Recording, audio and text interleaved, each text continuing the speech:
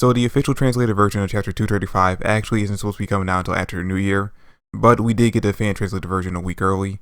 And after reading it, I can honestly say that I'm extremely excited to start the new year off by reading the official version of this chapter next week, because of the fact that even in this very badly fan translated version of the chapter, I love the dialogue. I really did love the dialogue that was presented in the chapter. I thought it fit well with where the story was going. And then not only that, I think that the dark tone and the way the story ended up developing in this chapter are great indicators of what we can expect from Black Clover in 2020. I gotta say, I really love the way this chapter opened up because, alright, in the first page, we pick up pretty much where the last chapter left off with Yuno finding out that the Golden Dawn headquarters is under attack. And he immediately, as soon as the page starts up, he immediately is rushing out the door to go and defend his base. Now, Ralph is obviously trying to warn him, hey, if these guys are from the Spade Kingdom, that means they're probably connected to the Dark Triad, which means your life could be very much in danger by going there since you are the Prince of the Spade Kingdom. One look at you and they'll be able to recognize that that's who you are. And even with finding out this brand new information, this is what I love about the chapter, because it shows a great deal of growth for Yuno's character. Even with finding out this brand new information, he does not care about his own safety and still continues to rush out the door with the idea, I am the vice captain of the Golden Dawns. What kind of vice captain would I be if I'm not there defending my people? And again, this is a great show of growth for Yuno's character. Because, I mean, if you think back to the beginning of the series, one of the first times we saw Yuno actually defending the Clover Kingdom when the Diamond Kingdom invaded, even though he was doing his job of being a Magic Knight and defending the capital, it seems like back then he was more interested in testing out his powers against a strong opponent than he was of doing his job of being a Magic Knight and defending the kingdom. But as we can see, as a stark difference in this chapter, Yuno is actually actively worried about his fellow Magic Knights, to the point where he doesn't care if it's going to put him in any danger by them possibly finding out that he actually is the heir to the throne of the Spade Kingdom and putting a target on his back. And again, I say this shows just how much Yuno has actually grown over the process of the series. Because again, Asta, anyone from the Hage Village orphanage, I say he would have ran out the door the exact same way in the beginning of the chapter if they were in danger in the beginning of the series. But when it came to people from the Golden Dawn, he seemed so indifferent to them that he would not have been rushing out the way he did in order to help them out if they were in danger. But as we can see in this chapter, as he's spent the last year and a half with them, he's grown close enough to them that he actually does actively want to help defend them when they're in danger, the way he would when it comes to characters like Asta.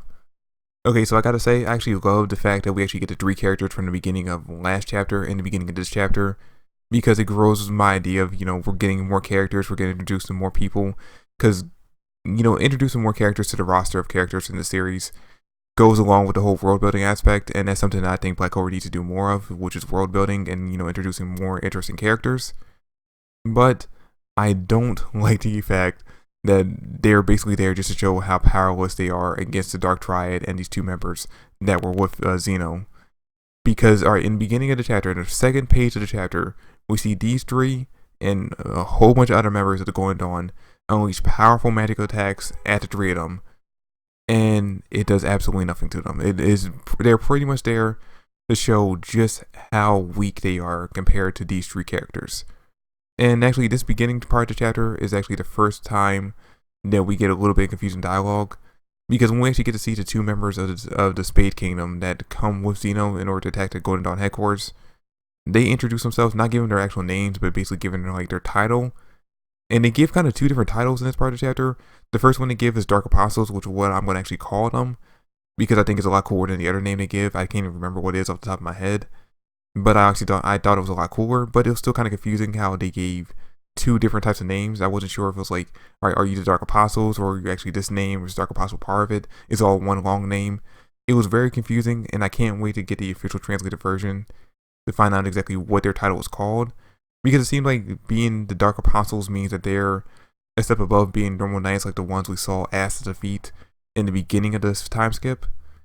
So that could possibly mean that there's other members of their elite group.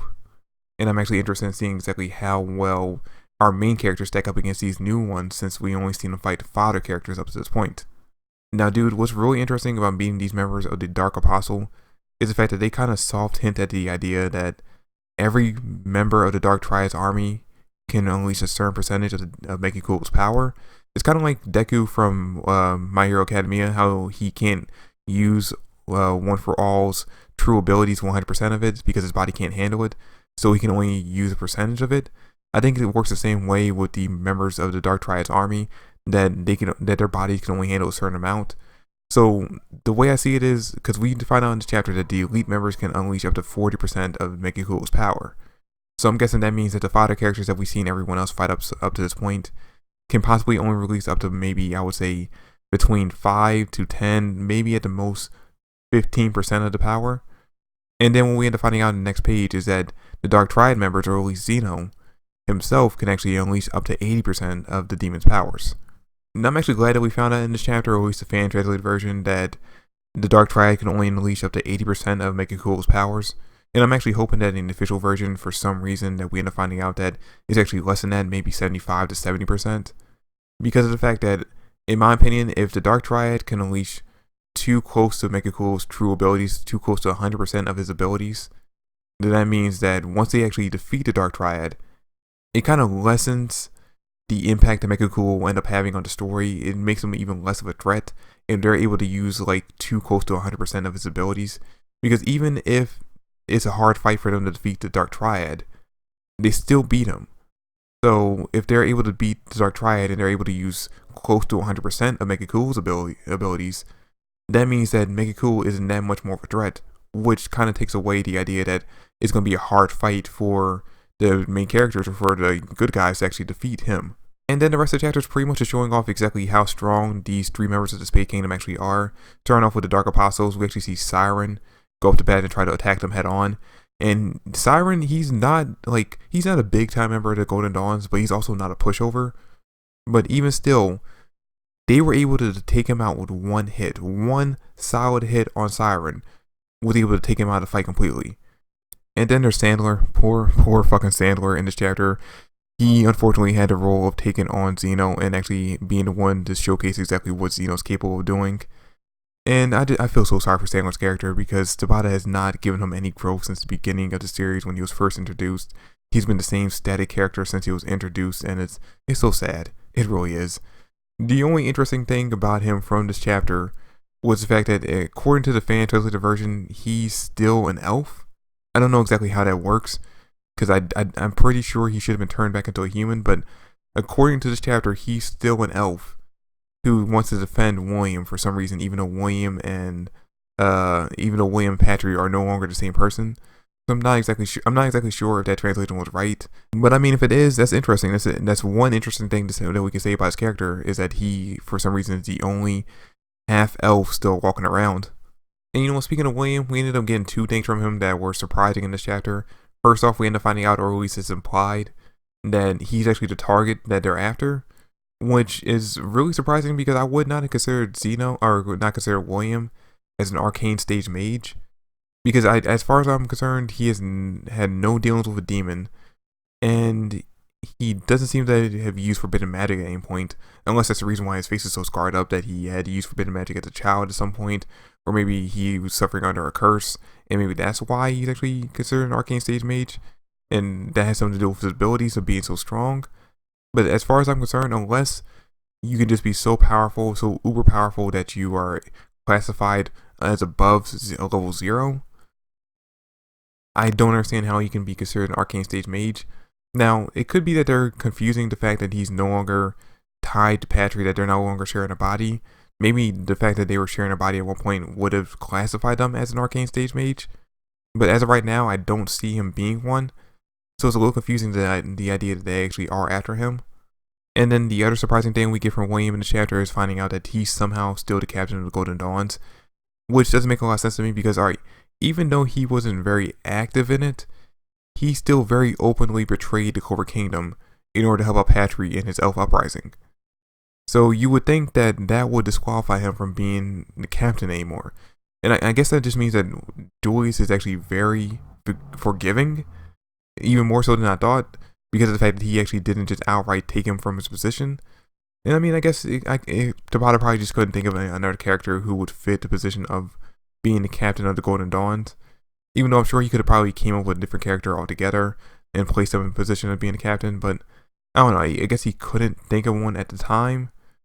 But it's just hard to believe the fact that William actually would still hold his position as captain of the Golden Dawns Especially when you think, alright, compared to him, Langris did nothing wrong.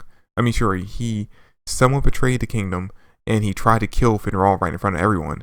But compared to what William did, Langris didn't really do that much. And yet he was stripped of his position as the vice captain of the Golden Dawn to either being a regular member or kicked out altogether. We don't know exactly what his position is just yet. And yet, after everything William did, he still got to be captain. And I'm not really complaining, because I actually like the idea of William still being captain, because I want to see more from his character. And I figured that if he isn't captain of the Golden Dawn anymore, we probably won't see that much of him. But it just doesn't make a lot of sense to me. And then we get to the end of the chapter, or actually no, before that, we do find out that when William and Zeno are actually about to start fighting off, or about to face off against each other, we do finally get confirmation on what Zeno's magic is. And I guess apparently it's bone magic, because we actually get to see, like, it's hard to tell because the picture's so small, especially when you're reading on a phone, but it looks like his bones are coming out of his body. It's kind of like that character from Naruto who Rock Lee and Gar had to fight during, like, the whole quest to fight or to find Sasuke and rescue him from Orochimaru's goons. That character who could use his bones to attack. It seems like Zeno has a similar ability like that, which is kind of interesting. I'm actually looking forward to seeing exactly how he uses that ability to fight, and whether or not those are his actual bones or if he just creates bones with his own magic. It's interesting to see, and I can't wait to see it in person or in the actual fight.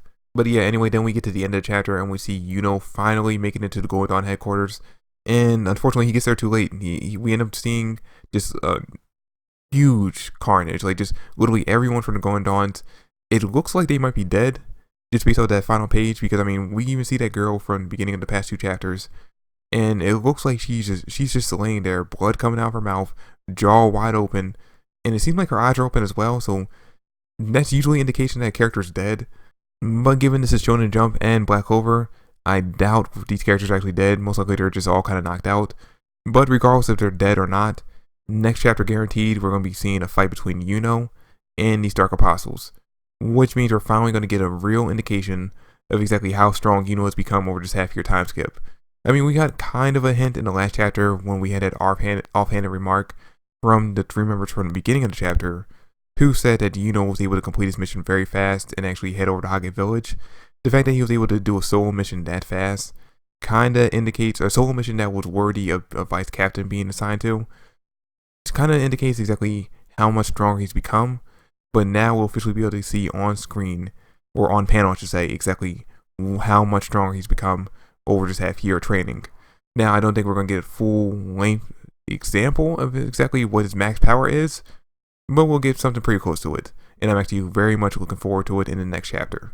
But yeah, that's it for the video, guys. Thanks for watching. I hope you enjoyed. If you did, drop me a like, subscribe to the channel. I would greatly appreciate it. Comment down below your thoughts and theories. Spread the video everywhere you can, and I'll catch you guys next time. Peace.